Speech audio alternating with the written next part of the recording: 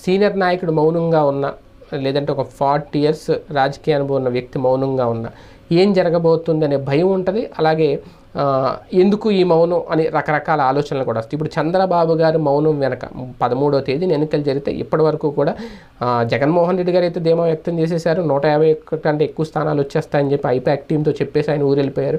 కానీ చంద్రబాబు నాయుడు గారు మాత్రం ఆయన గెలుపుకు సంబంధించి ఎటువంటి ధీమా వ్యక్తం చేయకపోవడం, మౌనంగా ఉండడం అనేది ఇప్పుడు ఒక కొత్త అనుమానానికైతే తెరతీస్తోంది. ఎందుకంటే మ్యాజిక్ ఫిగర్ అనే దాని మీద ఒక అతిపెద్ద చర్చ నడిస్తే 3 డిజిట్స్ 3 డిజిట్స్ తెప్పించుకొని విన్ అవ్వడం అనేది ఇక్కడ కీలకం. ఎవరైనా డబల్ డిజిట్కి పరిమితం అయితే ఆ గెలుపును పెద్దగా చూడరు. రేపొద్దున్న ఏదో గెలిచిందే ప్రభుత్వం ఫామ్ చేసిందంటారు. కానీ ఇప్పుడు 3 డిజిట్ ఒక 130, 140, 150, 160 స్థానాలు ఆ 3 డిజిట్స్ ఎవరైతే తెచ్చుకుంటారో ప్రజల తీర్పు అనేది మొత్తం ఏకపక్షంగా